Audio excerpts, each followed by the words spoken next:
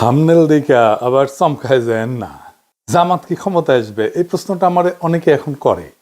আমি সবাইরে উত্তর দিই, জামাত ক্ষমতায় যাওয়ার এক উজ্জ্বল সম্ভাবনা তৈরি হয়েছে, কিন্তু যাইতে পারবে কিনা এটা নির্ভর করবে একান্তভাবে জামাতের উপরে।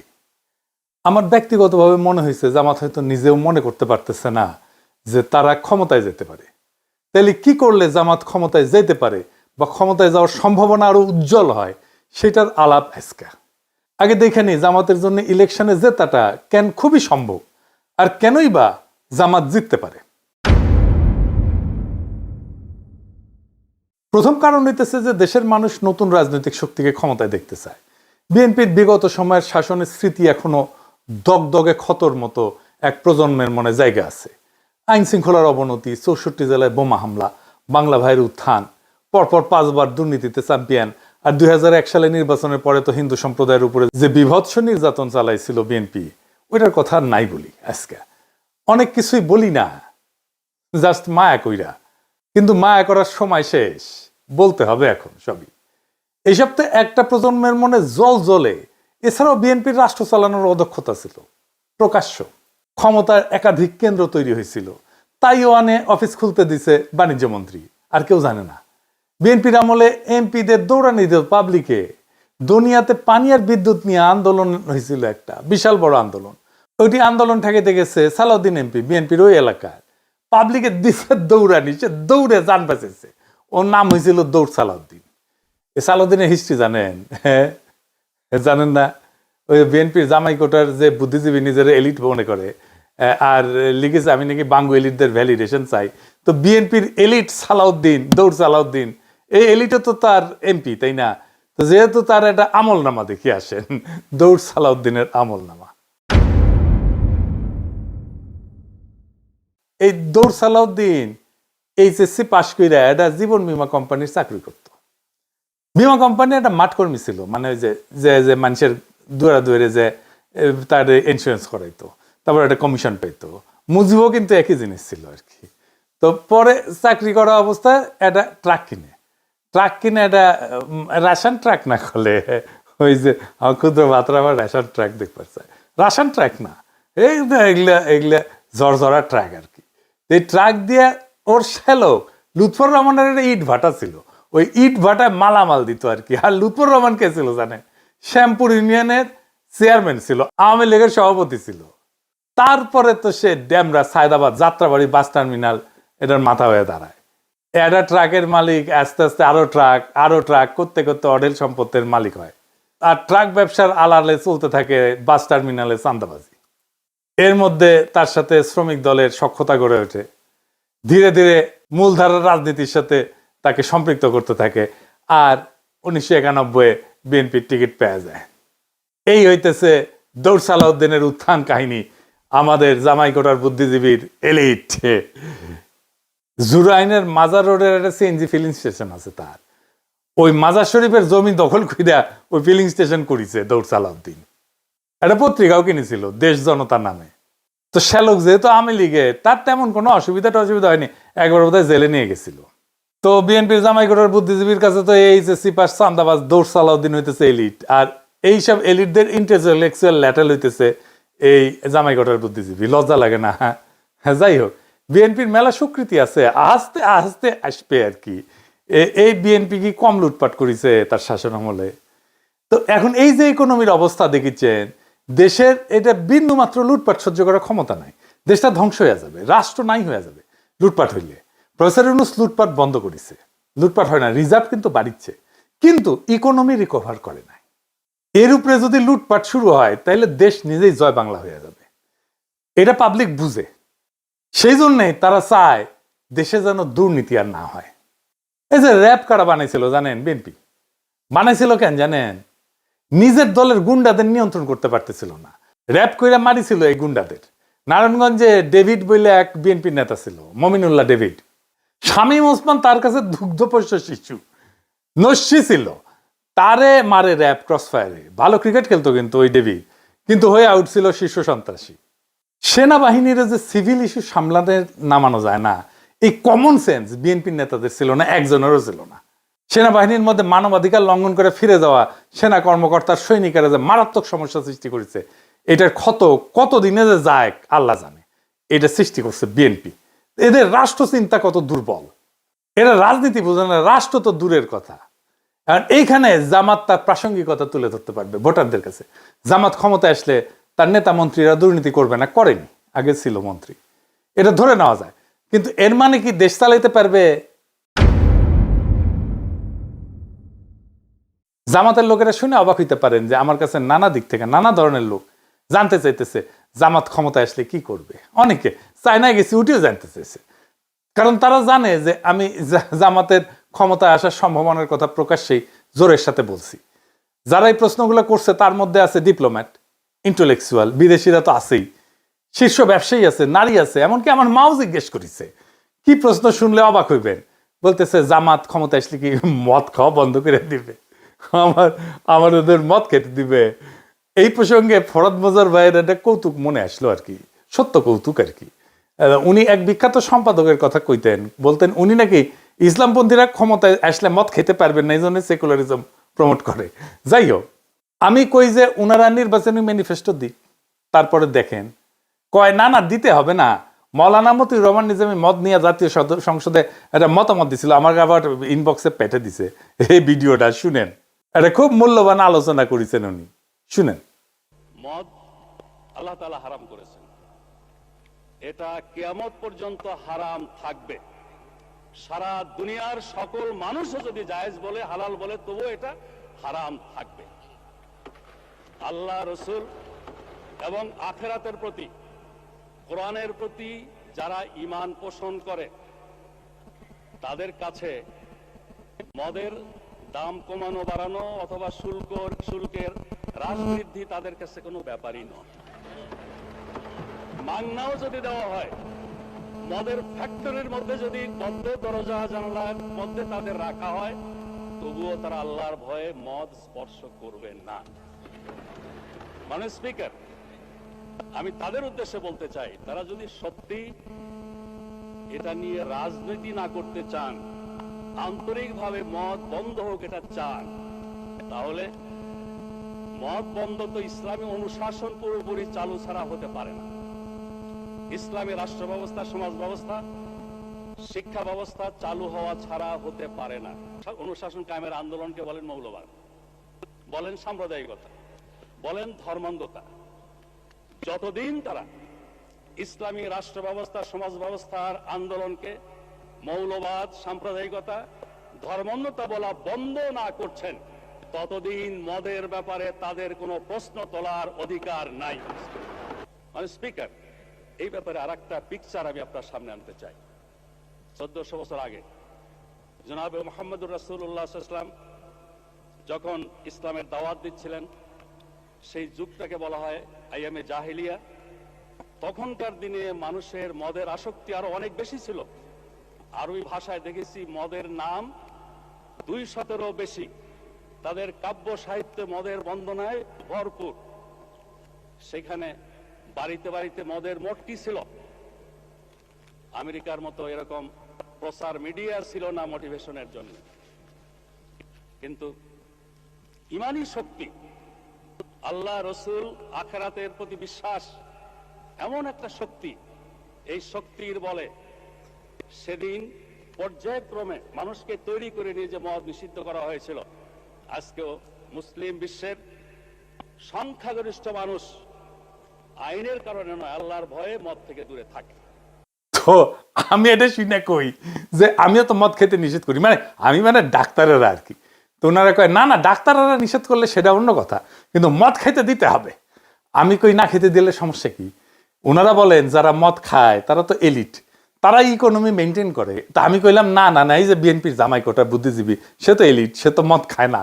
তো এই প্রসঙ্গে একটা ইন্টারেস্টিং কৌতুকের কথা মনে আসলো, বিএনপি প্রসঙ্গে আর কি, মদ খাওয়া প্রসঙ্গে। জাদু মিয়া ছিলেন না, মশিউর রহমান জাদু মিয়া, ন্যাপ করতেন। তো বিএনপি তো ন্যাপ, মুসলিম লীগ আর সুটকা চাটকা আওয়ামী লীগ মিলে তো বিএনপি তৈরি। তো উনি মশিউর রহমান জাদু মিয়া পরে বিএনপি প্রতিষ্ঠাতাদের একজন ছিলেন আর কি। কথিত আছে যে মশিউর রহমান জাদু মিয়ার এই অগ্নিজল পান করার অভ্যাস ছিল আর কি। তো ভাসানী বক্তৃতা দিচ্ছেন, পাশে জাদু মিয়া বসে আছে।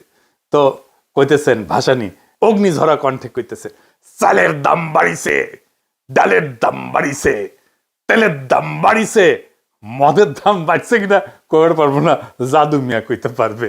তো এই মদ খাইতে পারবো কিনা এটা একটা বিরাট জিজ্ঞাসা। যারা মদ খায় না তারা আরো বেশি জিজ্ঞায়। নারীরা বলে যে তারা তাদের পছন্দ মতো পোশাক পরতে পারবে কিনা। একজন তো কইলো যে বিকিনি পরতে পারবে কিনা। আমি কইলাম বাংলাদেশের মেয়েরা কি সি বিচে বিকিনি পরে? হ্যাঁ, তো কয়ে না পরে না, কিন্তু পড়তে পারবে কিনা। মানে আগে থেকে কয়ে নিচ্ছে, কয়ে দিতে হবে পড়তে পারবে কিনা। যদিও বাংলাদেশের বেশিরভাগ তরুণ শিক্ষিত মেয়েরা হিজাব পরে, আমরা সেটাই দেখতে পাই। তারপরেও এই আতঙ্ক ছড়ানো হয়েছে বা হইতেছে। 1922 সালে কতটুকু পা খোলা রাখতে পারবে মেয়েরা সেটা নিয়ে পুলিশ ধরতে আমেরিকাত সি বিচে যায়। আর আমাদের এখনই দেওয়াই লাগবে বিকিনি পরার জন্য, পারমিশন দেওয়াই লাগবে। হ্যাঁ, আমার তো আপত্তি নাই, হ্যাঁ, আমি তো দিবেরই চাই। আমাকে দেন রাষ্ট্রপতি পদে দাঁড়াই, আমাকে মার্কা মনে আছে তো, বুলডোজার, সিল মারো রে সিল মারো, বুলডোজারের সিল মারো, মাইরা দেন, আমি বিকিনি পরার ডিক্রি জারি করে দেবো প্রথম দিনই। যাই হোক, দুর্নীতি বন্ধ করবে জামাত, সাথে সাথে এক মহা সমস্যা শুরু হবে। কি সেই সমস্যা? মহারাজ, বিশাল সমস্যা। এই যে রাষ্ট্রযন্ত্র, তার প্রত্যেকটা নাট বল্টু দুর্নীতিগ্রস্ত, চেয়ার টেবিল পর্যন্ত ঘুষ খায়।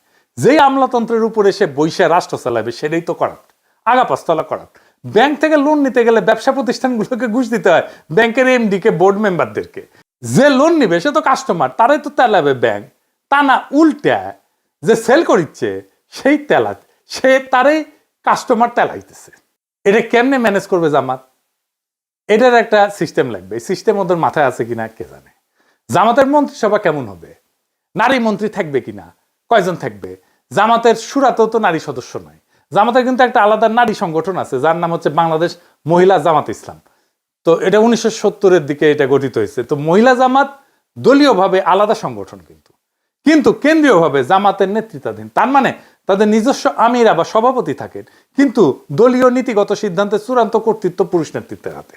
তার মানে সিদ্ধান্ত গ্রহণের নারীদের সরাসরি অংশগ্রহণ নাই জামাতের। এটার একটা ফয়সালা দিতে হবে জামাতকে। কেমনে? এটা পরে আমি কিঞ্চিত একটা হিন্টস দেব।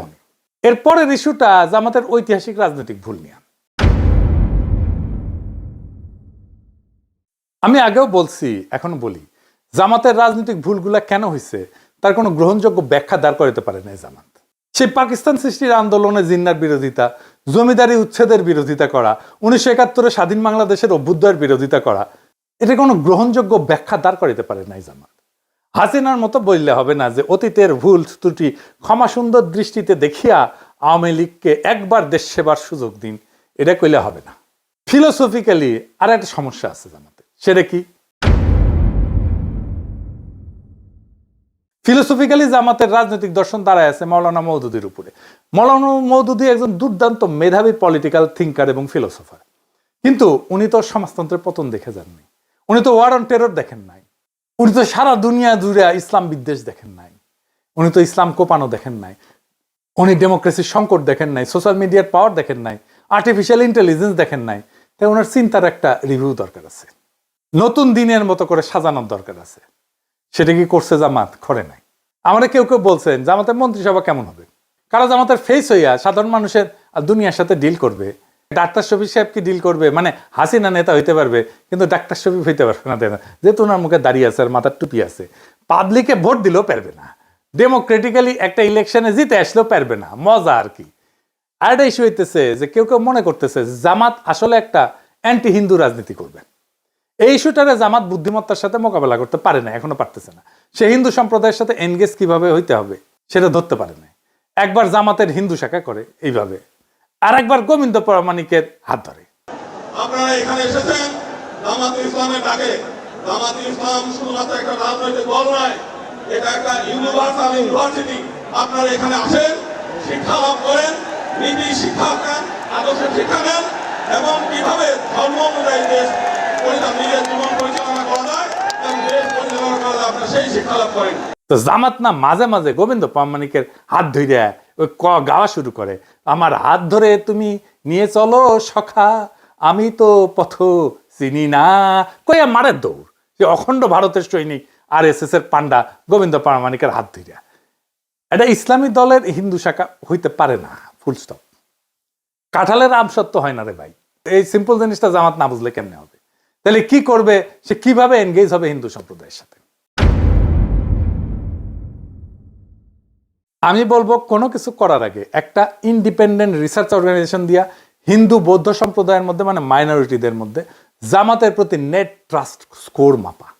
এটাই হবে জামাতের হিন্দু সম্প্রদায়ের মধ্যে গ্রহণযোগ্যতার মাপকাঠি। এখন এই নেট ট্রাস্ট স্কোর এই জিনিসটা কি, আসলে এটা বুঝে দেখি।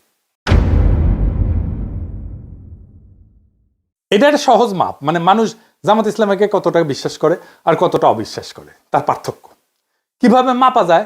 ধরা যাক 100 জন হিন্দু বা মাইনরিটি নাগরিককে জিজ্ঞেস করা হইলো, আপনি কি মনে করেন যে জামাত এখন সংখ্যালঘুদের নিরাপত্তা এবং মর্যাদা রক্ষা করতে চায়? তাদের উত্তরে যদি 50 জন বলে হ্যাঁ বিশ্বাস করি, 30 জন বলে না অবিশ্বাস করি, 20 জন যদি নিরপেক্ষ থাকে, তাইলে হিসাবটা হচ্ছে নেট ট্রাস্ট স্কোর হবে 50 - 30 = 20। অর্থাৎ নেট ট্রাস্ট স্কোর হচ্ছে +20। মানে মানুষ এখন মোটামুটি বিশ্বাস করতে শুরু করছে। যদি উল্টাটা হয়, মানে 30% বিশ্বাস করে আর 50% যদি অবিশ্বাস করে, তাহলে স্কোর হবে কত? 30 - 50 মানে -20। মানে মানুষের এখনো সন্দেহ আছে। এইটার গুরুত্ব হইতেছে স্কোর দিয়ে বোঝা যায় যে হিন্দু সম্প্রদায়ের মধ্যে জামাতের প্রতি আস্থা বাড়তেছে না কমতেছে, কোন জেলায় কাজ ভালো হইতেছে, কোন ধরনের কাজ করলে মানুষ সত্যিকারের বিশ্বাস পাইতে শুরু করবে।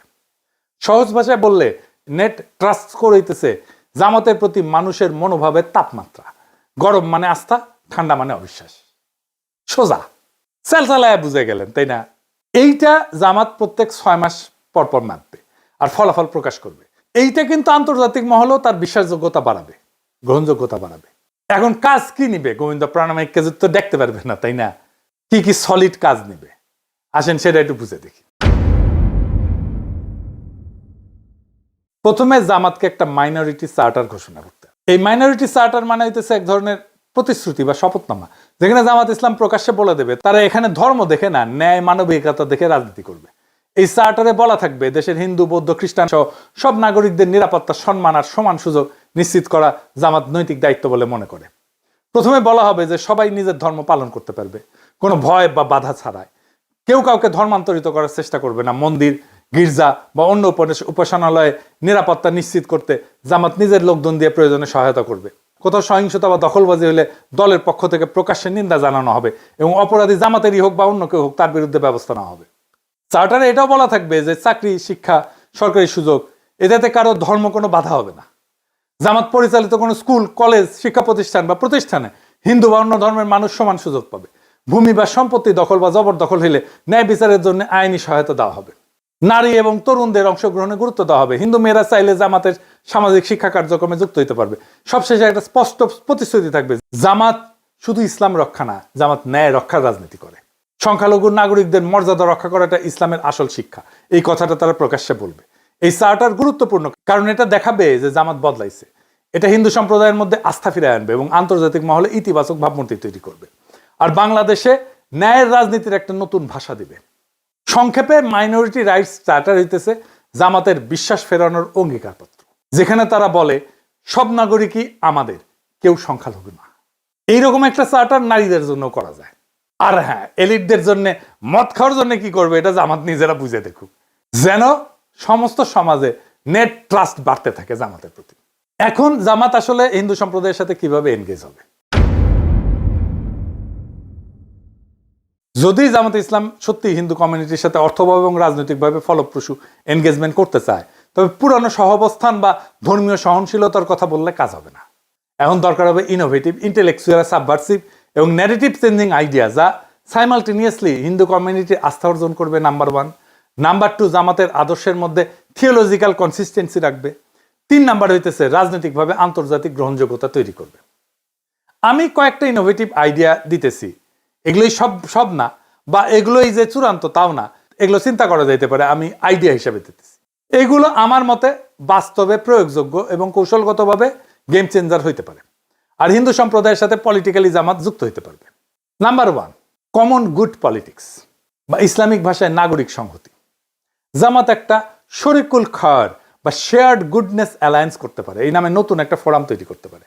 যেখানে হিন্দু সম্প্রদায়ের লোকজন, শিক্ষক, চ্যারিটির লোকজন, দাতব্য সম্প্রদায়ের লোকজন, মাদ্রাসা শিক্ষক, স্থানীয় মুসলিম নেতারা যৌথভাবে কাজ করবে।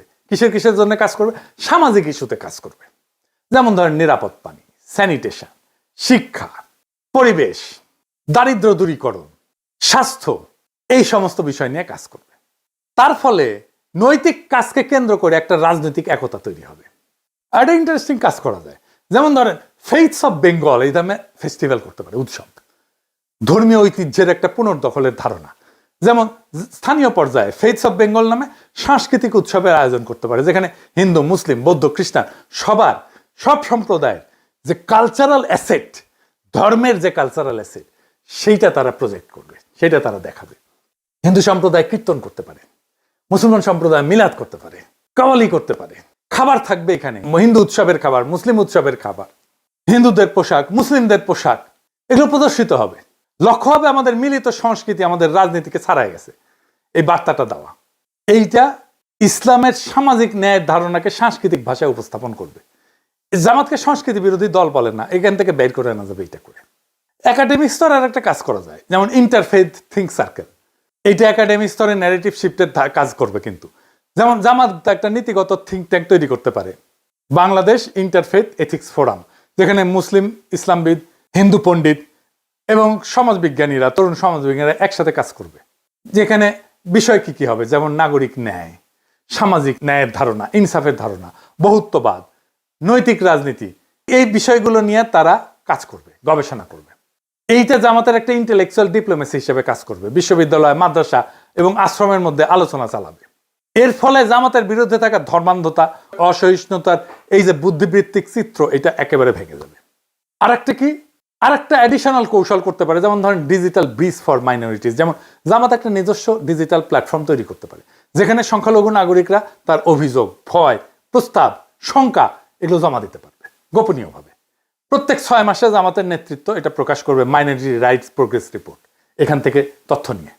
এইটা হবে বাংলাদেশের প্রথম ইসলামপন্থী দলীয় অ্যাকাউন্টেবিলিটি মেকানিজম টুয়ার্ডস মাইনরিটি।